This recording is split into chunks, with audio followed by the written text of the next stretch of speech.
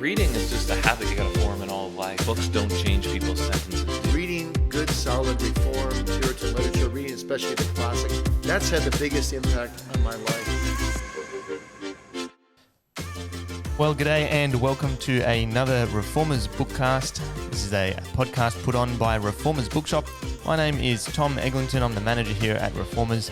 And today we have with us a special guest, Carl Trueman. Thanks for joining us, Carl.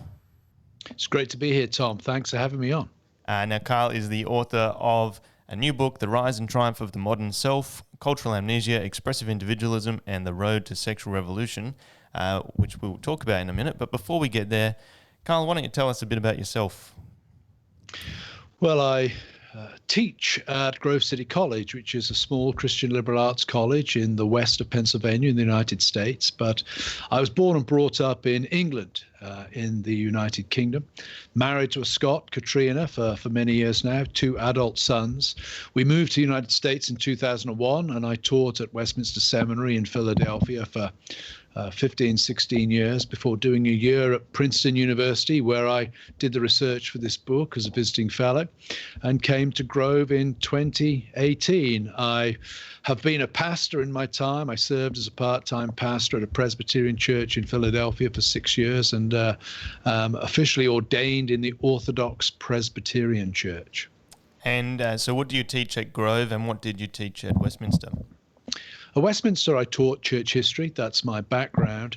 At Grove, I'm in that delightful position in my career where they basically brought me on and said, you can teach whatever you want. Well, that sounds good. So I teach a lot of the core humanities. Right. I'm an instinctive generalist. I love talking about cultural trends in general. So I've moved out of strict church history into more cultural history and humanities kind of teaching. So is there a connection there between the two sort of topics that you're interested in? Yes, I think that a good historian develops skills and a way of thinking about the past and a way of thinking about culture that's transferable to any period of history. I happen to be trained in 16th and 17th century, but the skills you learn as a historian, the way of thinking, that translates into thinking about more recent cultures and times as well. The great thing about history is the discipline is as big as you care to make it. The sources are as wide as you care to draw upon. So I've always enjoyed, reading literature, looking at psychology, science. There's a whole variety of sources one brings into any historical narrative. So history it's a transferable skill, and I have the attention span of a squirrel. So eventually I got bored with the 16th and 17th century, and I moved into other centuries in order to test my historical skills. So what is, you talk about these historical skills that you can apply to any sort of area of history. What is that process or that skill that you talk of? I think above all, it's contextualization. Right. Being able to set historical events, actions, ideas within a broad historical context, realizing that human agency, the reason why people act and think the way they do, is always more complicated than we think. There are a whole variety of factors shaping us, and that plays into the book to a large extent. And I was wrestling with why do we think in certain ways today? But in order to solve that problem, I've got to go back in time and set the specific pathologies, distinctives of today's culture against a much broader backdrop of historical forces and historical change. Yeah, and you do a great job of that. The book is essentially a story of how we got to where we are in terms of concepts of self and sexuality. What drove you to write? What drove you to consider these things? What were the changes in our culture that really struck you as needing investigation? A few things. Around about 2011, 2012, I was recruited by an American magazine, First Things, which is a magazine for religious conservatives, not exclusively Christian, but religious conservatives that engage with issues having an impact on the culture. And that brought to my attention a whole range of issues that were arising in American society that were pressing, particularly religious freedom. Okay. And especially matters pertaining to the sexual revolution. Round about the same time, I became a part-time pastor at a church and became aware that congregants were deeply disturbed at the speed at which sexual morality seemed to be changing in the world around them. And so that was what really set me along the path of thinking, well, how can I think about these things? How can I help other people, not just Christians, but thoughtful people in general, think about the dramatic changes that are turning our world in some ways upside down? Who'd have thought, I saw the other week, who'd have thought that in a free country like Australia, legislation would be passed by one of the state assemblies, effectively preventing somebody praying in public for somebody who's asked, help me deal with my gender dysphoria or my same-sex attraction. It's, without making any comment on that legislation in terms of right or wrong, it's fascinating that is now a plausible position for a legislature to hold. Where does that come from? That's the kind of stuff that was interesting me. Yeah, and it is, that sort of aspect is fascinating because it's even illegal if the person wants it. So the book is about the rise of the modern self and the way in which now who you want to be is what's so important, and to the exclusion of all else, you have to cast off all other restraints. And yet the conclusion of these philosophies is that you're not allowed to change someone. Yeah, well, part of the problem, of course, is in a world where you have all of these free-for-all identities. We all know that some identities are incompatible with others. And that's, we know that the serial killer, for example, should not be allowed to realize their identity. So we understand there's always going to be restraints. What we face now, of course, is a situation where there are a host of competing identities, and some of the more traditional ones, traditional religious ones, run directly up against powerful modern emerging identities, particularly sexual identity, the LGBTQ2 plus stuff. And so somebody has to decide which identities are legitimate and which are illegitimate, and that defaults to the government. So we have this odd situation where a radically libertarian understanding of the self has ultimately fueled a rather authoritarian understanding of government. It's a fascinating paradox. Not so much fun to live through. I wish I was 300 years in the future looking back on it. But it's a fascinating philosophical and sociological moment that we live at. Yeah. So let's sort of trace the story of the book. You start your story, well, you come at it from some philosophical groundwork, but then in terms of the real history, you start with Rousseau, and that was fascinating to me. Can you introduce us to Rousseau a little bit? Yeah, well, first of all, I could have started before that. I mean, a number of reviewers have said, why didn't he start with Descartes? I actually responded to one person, I could have started in the Garden of Eden, but it would have been 100,000 pages long and nobody would have read it. You have to start somewhere. And Rousseau is a useful starting point. You could have started with Descartes, could have started with the Reformation. But Rousseau is useful because he beautifully epitomizes one of the things that I'm trying to get at in the book. And that is, one of the key moves in the story is that inner feelings are given an authority unprecedented in human history. To use the trans issue as an example, if you go to your doctor, let's say 100 years ago, and had said to your doctor, I think I'm a woman trapped in a man's body, your doctor's going to say to you, okay, we got a problem with your mind. Your feelings are out of sync with reality. We need to treat your mind. Today, your doctor's going to say, hey, we got a problem with your body. We need to treat your body. Well, the shift between those two shows a dramatic authorization of that psychological sphere of inner feelings. Where does that come from? Well, Rousseau he's not the first person to do this, but he's a brilliantly influential example of this being done. Rousseau is the guy who says the real you is the you inside.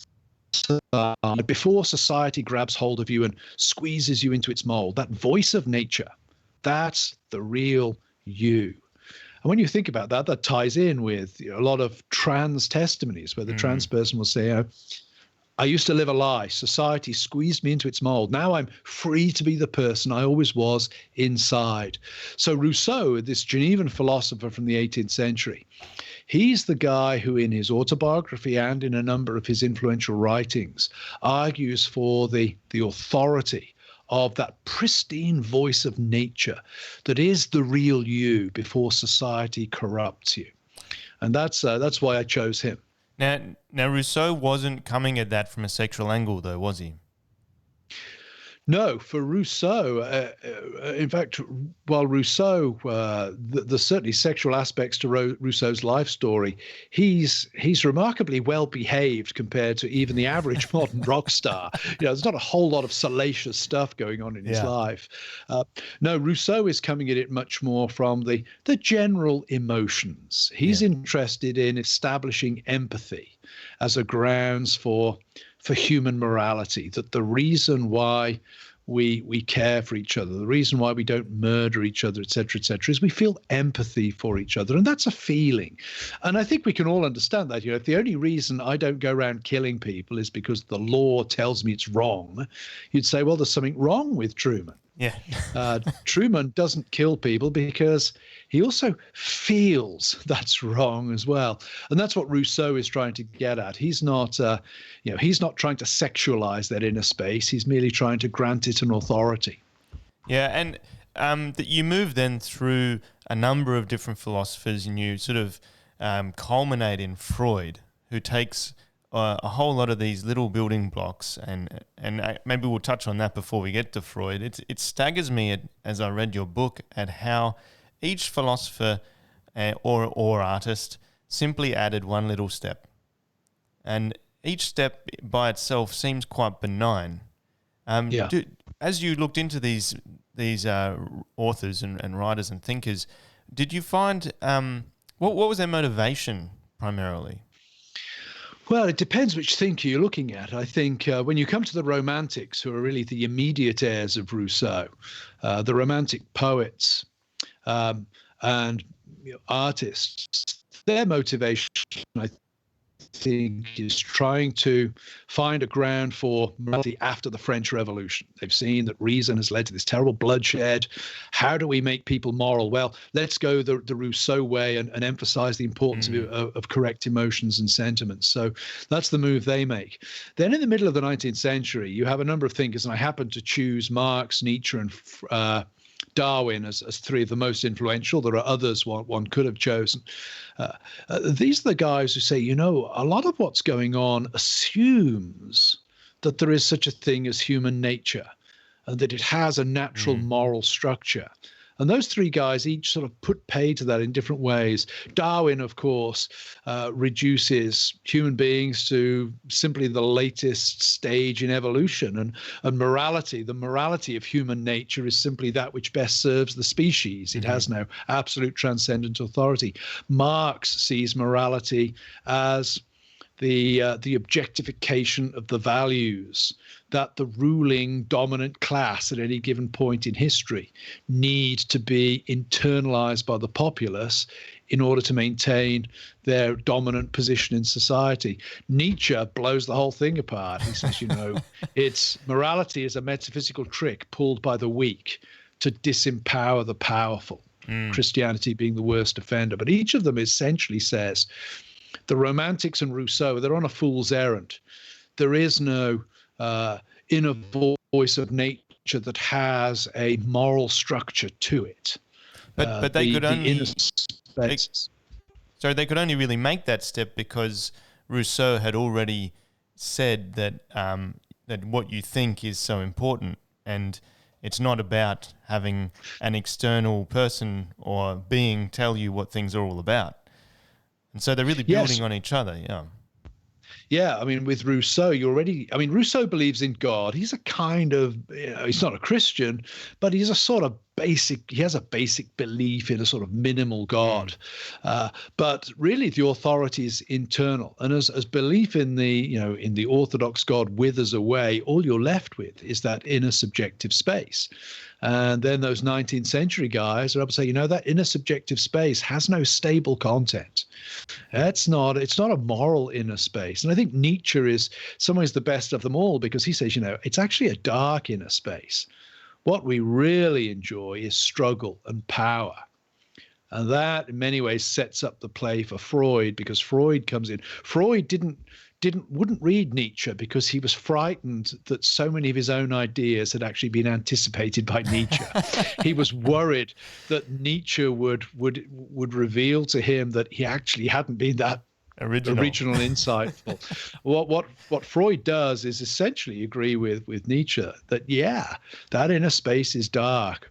The distinctive that Freud adds to it is it's defined by our sexual desires, and that does two things. One, it leads to a profound sexualization of childhood, which is a large part of the suppositions of the LGBTQ plus movement today. And we even see that in debates about transgender hormone therapy. Can it be applied to children, et cetera, et cetera? More importantly, in some ways, though, it also transforms the nature of sex. If you read the Bible, sex is an activity. Some forms of that activity are illegitimate. Yep. Some are legitimate, but it's an activity. Once you say that which defines human beings is their inner space, and that which defines the inner space is their sexual desires, you make sex an identity, not an activity. And that's why today we routinely talk in a way they wouldn't even have talked 50 years ago. We talk about gay as an identity, bisexual as an identity, straight as an identity. 150 years ago, nobody thought of themselves as straight. Their sexual ideas were not that fundamental to their core identity. Yeah. So you do a really good job. So there's like 300 odd pages of narrative tracing the ideas of these thinkers, and I just want to put it out there that it's actually quite readable. It's deep stuff. But one of the things that struck me as I was reading through is why do I need to know this? I mean, you spend a very small amount of time at the back end of the book telling us, but I thought we could cover some of that now as well. Why is it so important that we as Christians understand the flow of thoughts that have brought us to where we are? Well, I wrote the book, first of all, it's very much supposed to be a prologue to other cleverer people going off and sort of, okay, what do we do with this?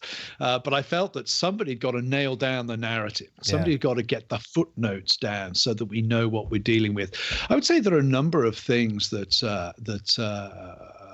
make the analysis, make the narrative an important one. First of all, I think it tells us the depth of the problem. We can be very much mesmerized by the recent and the instant. Yes. And we can tend to think that the LGBTQ stuff has just burst out of nowhere. And the flip side of that is we can then think that the solution's actually relatively simple. Now, this may apply more in the United States than the United Kingdom or Australia. But there's a big tendency among Christians in the United States to think, if we just get the right guy elected president, if we just get the right Supreme Court justice, we can solve the problem. Or maybe just make the right argument. Make the right argument. Lobbies or whatever it is. Yeah. Yeah. And all of those things are important. I certainly don't want to decry Christians voting responsibly, Christians desiring to see our institutions making the right moral decisions. But the problem's much deeper than that. The problem is that the transformation of society that I'm looking at in this book, though the LGBTQ is the most obvious manifestation of it at the moment, it's very deep-seated and it's very widespread. So first of all, I think it should be a sobering read from that perspective. Wow, we're in this for the long haul. I'm in my 50s. I'm not going to see any major resolution of this in my lifetime. This is a generation or two down the line, if then. Secondly, I think the narrative also helps us avoid the knee-jerk Christian reaction of a sort of Pharisaism to these things. Yeah. we're in church. I thank you, Lord, that I'm not like other men, like these LGBTQ people over here. One of the things I try to do in the book is say, LGBTQ, it's a manifestation of what you call expressive individualism. And expressive individualism is something that isn't all bad, because it does touch certain truths of human existence, but it's also something that implicates us all. Some people choose their sexual identity as Christians choose their denomination or choose their religion. We place ourselves at the center. We see the world as existing for our convenience and to scratch us where we're itching. And so I wanted to try to do something that would make Christians think more humbly about these situations as well. Thirdly, I wanted Christians to realize that the world we're moving into is very different from that of 50 or 100 years ago. I've lived in the States for 20 years.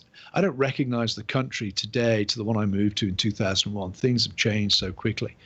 And that means there can be a temptation to panic. And we can think it's all going down the drain. I want to say, no, the situation's bad.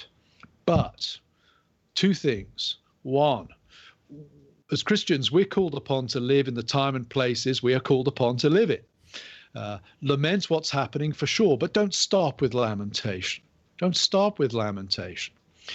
Think about how strategically you need to address the particular things we're now confronted by. And that may mean that the gospel doesn't change. It may mean that our evangelistic strategies, our church community life needs to change. I'm very struck by the fact that two things. One, the testimony of Rosaria Butterfield, the famous lesbian professor of queer theory who was converted and is now pastor's wife in the Carolinas. She was converted because a Christian minister and his wife extended love to her, became friends with her, not as an evangelistic target, but they became friends with her. They listened to her. They brought her into their community. And I think Christians need to take more seriously the Lord's teaching about, by this shall all men know you're my disciples, by the love you have for each other. Churches need to be thinking about how to be communities in order to give obvious, visible power to the gospel we preach. Yeah, and oh, sorry, go on. Sorry, carry on. Oh, her book, The Gospel Comes with a House Key, shows you what she thinks that looks like, which is very helpful in terms of thinking about church strategy or even household strategies for evangelism. Yeah, and absolutely terrifying from an English perspective, because I'm very egregious and Oh, it is. It'll push you. I love living in the middle of nowhere where nobody comes to visit. Yeah. The second thing you were going to mention. But I think it should make us reflect long and hard about how we teach our own people. For a long time, the church has thought that our task is to explain the gospel to the world, and so it is. But I also think we need to remember that part of the church's task is to teach its own people well. And I think that applies particularly to young people, because they're being bombarded with the messages of the sexual revolution from all directions, 24 hours a day, 7 days a week. I teach a lot of good Christian kids at Grove. Not all the kids I teach are Christians, but many of them are. And they might ask me, why is homosexuality wrong? And I'd say to them, well, it's wrong because the Bible says so. And that's on one level. It's a good enough argument for them. But I know that at the back of their mind, there's always that thought, why does the Bible say that? Is it because God wants people to be unhappy? I got gay friends. He wants to repress them, yeah. Yeah, is it that God's got it in for those people? And then I think, well, that's where the church can think about offering subsidiary arguments when we're training young people. Don't just teach them what the Bible says, but show them that the Bible actually makes sense in the world in which we live. That the human body is designed to fit together with other human bodies in a certain way. That for human flourishing, we have to respect the structures of nature in order to flourish properly. It's not very hard in America to take people to government websites that will tell you about the terrible health effects of certain lifestyles and certain sexual activities. So I want to see Christians thinking more in terms of, don't just teach people the Bible, but also teach them that the Bible says this, and actually it makes sense. Yeah. Actually, it really does. This make sense. is the best vision for human flourishing. Yeah. The catastrophic results of gender transitioning, we're only beginning to see the trauma and the devastation that brings to lives. But the human body, if your mind says, I'm a woman, and your body says you're a man, turning your body in a desperate attempt to turn your body into a woman's body is going to wreak terrible, terrible trauma on you physically and mentally. There's a reason why God doesn't put people in the wrong bodies. And if you think you're in the wrong body, it's a problem with your mind, not your body. These things actually make sense when you look at the data that flows from trying to defy them. So I want to suggest to churches that this also means we need to rethink Christian education in the church. Think more broadly. We can no longer depend upon the intuitions of the wider culture to kind of back us up, which they did for many years, even after the church itself had ceased to be a powerful force. The intuitions of the culture remained Christian on many moral and ethical fronts. That's no longer the case, and we have to think more broadly then about how we communicate these truths to the rising generation. And combining a few of your thoughts just there, one of the things that struck me as I read through your book was the influence that art has had on taking these philosophies and driving them into the assumed knowledge of of society, or the social imaginary, as Charles Taylor used, I think. Yeah. Now, when we think about that from, like, I've got kids, when we think about that from raising up the next generation, how should we be concerned about the art that our kids are consuming and the influence that has on the way that they think intrinsically? Yeah, I think we should be very concerned. I was teaching a class in humanities this morning, and we were actually talking about Greek tragedy. And I made the point that in Greek tragedy, the violence is there, but it's always off stage. And I said, that's because death is sacred. There's something sacred about, the loss of life. And I said, the two things that societies have most typically regarded as sacred are the beginning of life, the sexual act that leads to conception, and the end of life. That's been a private thing, or it's been something that can't be displayed.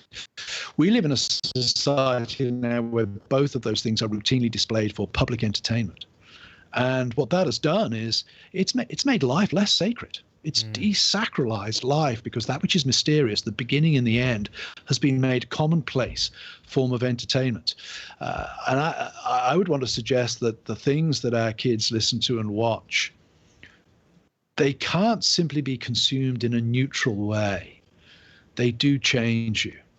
When you watch a Shakespeare play and you're drawn into the narrative, it has an effect on you. The great thing about Shakespeare plays is I think that the effect it has, they're good effects on the whole. But when you're watching pornography, and to be honest, a lot of what passes for mainstream entertainment now would have been considered pornography even 20, 25 years ago. When you're watching things like, when you're watching extreme violence, these things actually change the way you think about the world. They make you, I would say, morally stupid. And so, very, very important to think about how we consume art. It's hard. My instincts are, I never like censoring what my kids listen to or watch. That my own instincts are not inclined to censor, but I do think we're reaching a point where, man, this stuff can do huge damage. Damage. It matters what you watch. It matters what you read. It matters what you listen to. Yeah, and I think that should really, as we think about how art has been so influenced by these philosophies and does influence us, it should drive us as Christians to produce art that influences for good, which is what many Christian artists have done through the ages. Yes. Sadly, a lot of Christian art is really bad art as well. I just remember that line in King of the Hill where his son's watching the Christian rock band and his dad says, no, you're not making Christianity better. You're making rock worse. And I think that's, too often Christian art can tend towards the tacky or the cliched. But hey, Johann Sebastian Bach, that's not cliched. That's not tacky. Christians should strive for the best. Yeah, I think, and make sure that our kids consume the best as well. Yeah, and then the last aspect of this that I think should encourage people to pick up this book is that it's not just our kids who are saturated in this, but basically anyone who's alive has been saturated in the media and the art and the philosophies that you trace in this book. And most of us have no idea that we think these ways, and so I really did find it helpful to see, oh, that's why, that I think that way, and I shouldn't, but that's why, that's where it's coming from, and being able to identify it's so helpful. Yeah, I think I remember a friend of mine, an old psychiatrist friend of mine, used to say, to know the plot is to change the plot. And what he meant was, when you know what shaped you, you're actually able to do something about it. And this is the air we breathe. It's the water we swim in. And there's a sense in which there's nothing we can do about that. And we can never cure ourselves of it completely. But merely being aware that it's there can give us a little more independence in relation to it than we might otherwise have had. Well, that's all we have time for, Carl. But so it's been great to chat with you about your book, The Rise and Triumph of the Modern Self. Thanks for joining us. Thanks for having me on. It's been great to be here. And this has been the Reformers Bookcast. You can subscribe wherever you get your podcasts, and we will see you next time.